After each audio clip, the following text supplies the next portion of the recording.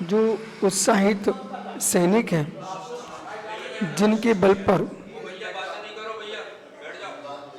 देश की, राष्ट्र की रक्षा हो रही है, राज्य चल रहा है, शासन चल रहा है, तंत्र व्यवस्थित नहीं होगा तो संपूर्ण देश का नाश हो जाएगा। सैन्य बल, पुलिस बल, दंड संहिता, इनका होना अनिवार्य है देश में। व्यक्ति के हाथ में व्यक्ति दंड संहिता चली गई तो कब कौन किसको फांसी पर लटका देगा, कोई सुनवाई नहीं। इसलिए सुनवाई करके निर्णय करना ही श्रेष्ठ है। यदि ऐसा नहीं होगा तो देश की जनता ही जनता को मार खाएगी। हर व्यक्ति को हर व्यक्ति अपराधी दिखता है और अपराधी है, लेकिन अपराध का दंड भी विवेकपूर्वक देना पड़ता है। औषध भी क्रम से दी जाती है। एक साथ पूरी औषधि दे दोगे तो आदमी मर जाएगा। निरोगता के लिए दी गई औषधि रोग का कारण बन जाएगी। अनुपात का विवेक होना चाहिए, समय का विवेक होना चाहिए और उम्र और योग्यता का विवेक होना चाहिए, तब दवाई काम करती है। ऐसी दंड संहिता है, प्रायश्चित संहिता है, ये सब आपको विवेक पर निर्भर किया गया। सभी साधुओं के हाथ में प्रायश्चित शास्त्र पहुँच गया तो प्रायश्चित का कोई महत्व ही नहीं बचेगा, समझे कि नहीं। और एक प्रश्न तो टकराता ही रहेगा कि जो मुनिराज दीक्षा दे रहे हैं और गुरु ने प्रायश्चित शास्त्र पढ़ाया नहीं और गुरु ने कभी प्रायश्चित दिखाया नहीं, तो मैं कैसे देना है। तो ये तुमने शास्त्र के अनुसार प्रायश्चित देना प्रारंभ कर दिया तो तुम पूरा प्रायश्चित नहीं करा पाओगे, और नहीं दिया तब भी प्रायश्चित नहीं हो सकता। छोटे से अपराध पर एक मुनिराज ने आदमी को 5 उपास दे दिए। बेटा वो मेरे पास आया, बोले अमुक महाराज से प्रायश्चित लिया। मैंने क्या दिया? बोले 5 उपास। जहाँ एक कारुसर था उन्होंने 5 उपास दे दिए, और जहाँ उपास थी वहाँ कारुसर दे दिया।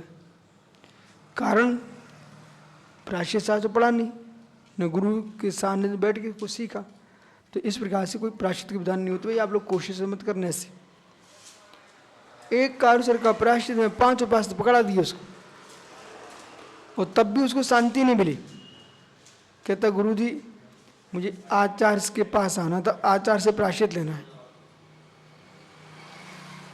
तो ऐसा है, इसलिए राज्य की व्यवस्था मूल देने तद रक्षणार्थ गृहण्यात। पढ़िए,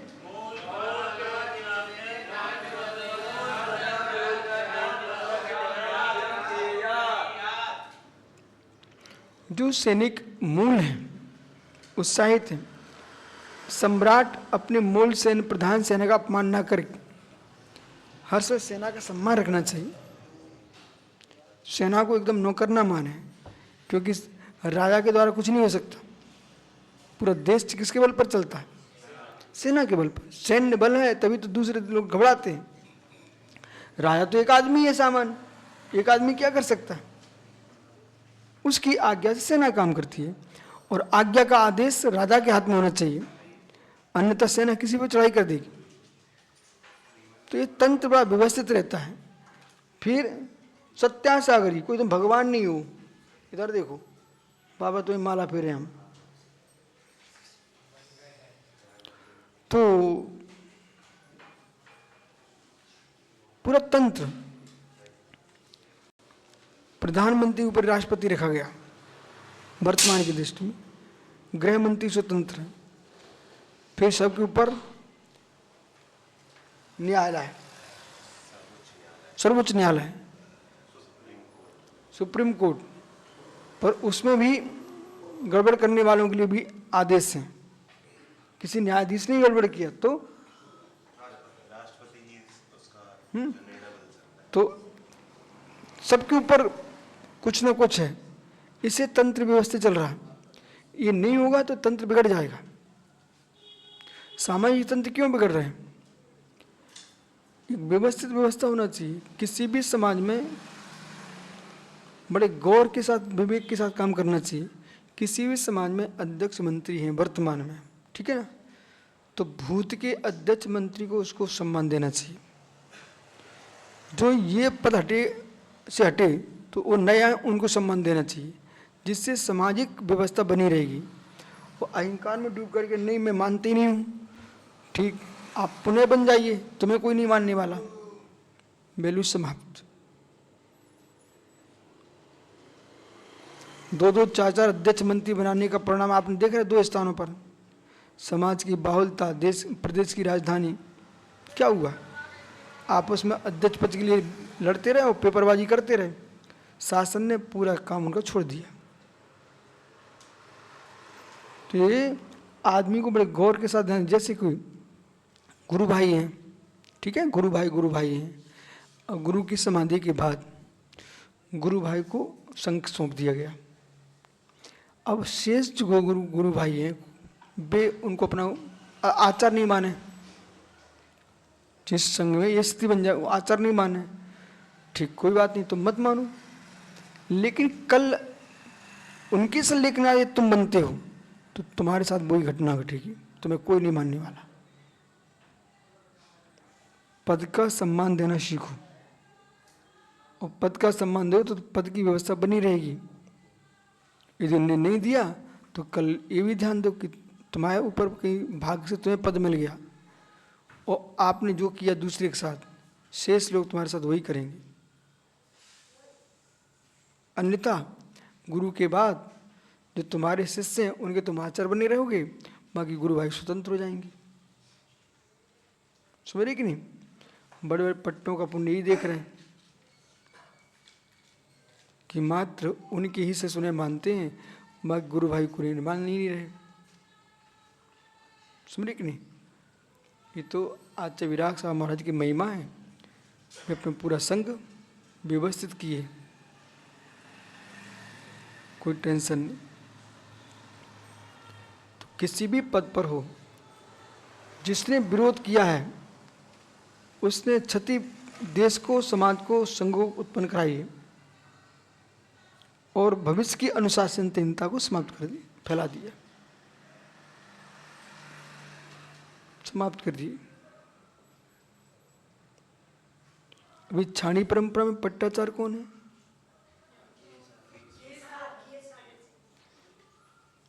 अच्छा, हाँ, गेज सागर जी हैं। अच्छा है, लोग सब स्वीकार रहे कि नहीं? हैं? एक दिन मिले थे, अपन मिले थे।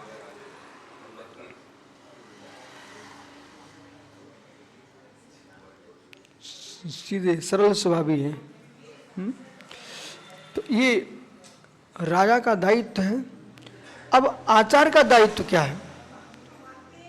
अपने शिष्यों को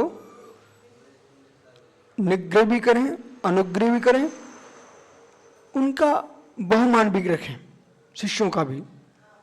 शिष्यों का बहुमान रहेगा, हाँ हाँ, शेखर सम्मेशकर में है। शिष्य आचार्य भी अपने शिष्यों का बहुमान रखे, क्योंकि आप शिष्यों के बल पर ही तुम्हारा शासन चल रहा है। कोई भी राष्ट्रपति, प्रधानमंत्री, उन्हें कोई नागरिक माने न माने, पर नागरिक को वो अपना, जनता अपनी मानते हैं, उन्हें मानना ही पड़ेगा। वो तो सरल है, हम मिल चुके हैं उनसे।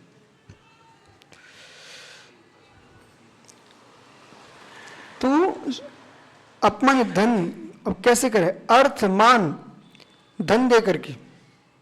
अब सैनिक तो भाई क्यों सेना में भर्ती आदमी हुआ? अपना कुटुंब परिवार चलाने के लिए तो भर्ती हुआ, उसके बहुत अर्थ प्रदान करें, सम्मान दिलाएं और अनुरक्त करके उस सैन्य के शत्रु पर आक्रमण और प्रवेश में अन्य राज्य की सेना को भी धनमान प्रसन्न रखें।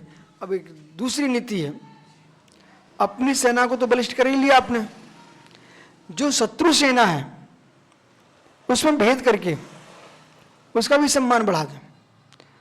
अब देखो, भारत की एक महिमा दिखाएं आपको, कैसे काम किया जाता है। अभी एक युद्ध हुआ, उस युद्ध में दूसरे देश के जो सैनिक मारे गए उन लोगों ने उन मृतक सैनिकों को सम्मान नहीं किया, ऐसे ही दफना दिया। जब भारतीय सैनिक का अवसान हुआ तो भारत ने राज के सम्मान के साथ उनके घर भेजा और नहीं भेजा और घर भेजा, उस सम्मान उनको सम्मान दिया। उसका परिणाम क्या निकला, उनकी यहाँ चर्चा फैल गई, देखो भारत में अपने सैनिकों का कितना सम्मान रखा है। ठीक है, अब युद्ध में मृत्यु हो तो हो गई और घायलों को राष्ट्रपति प्रधानमंत्री सब मिलने जाए, देखो है कुछ नहीं है, घाव भर जाता है बड़े आदमी के आने से। पट्टी भरेगी घाव की, ये हृदय के ये शरीर के घाव तो पट्टी से समय पर भरेगा, लेकिन दर्द का घाव भर जाता है यदि कोई समाज का मुखिया घर में आ जाए तो घाव भर जाता है। ठीक है, समझ गए? ऐसे ही कोई महाराज का अंतरा आ गया, भैया तुम ठीक हो, सम्यक सागर, तो घाव भर जाता आदमी का, समझ गए नहीं? कोई कुछ बुखार है, एक बार गुरु महाराज उनके कमरे में देख में चले जाएं, घाव। अब कोई महाराज स्वयं नहीं ले जाए तो घुमा रहे, बोले कहीं गुरु जी आ रहे तो इस कमरे में घुमा के वापस ले जाओ, ऐसा भी होता सम्यक सागर। तो फिर क्या कर सकते हम?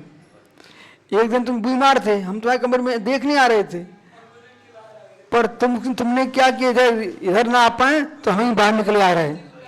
अरे ज्ञानी, हम बहुत समझदार हैं, चिंता मत करना। ठीक है, तो सम्मान रखने से, बहुमान देने से शक्ति का संचार होता है और उत्साह शक्ति बढ़ती है। ठीक है, देखो भोला ने आकर के यहाँ भगवान का पूरा विराजमान करा दिया, इतने से तो आदमी को शक्ति मिलती है। अभी दो माता जियों ने सरमती सागरी पूरी जमीन की रक्षा कर लिए, नहीं तो लोग खा जाते पूरी जमीन, समझ रहे कि नहीं आप? ये तो राजेंद्र प्रेस को भी पता है, इतनी भूमि पड़ी थी, वो तो बेनाथ हो रही थी, सो उनके मुनिराज तो कुछ नहीं कर सके, पर माता जियों ने संभाल लिया उनको।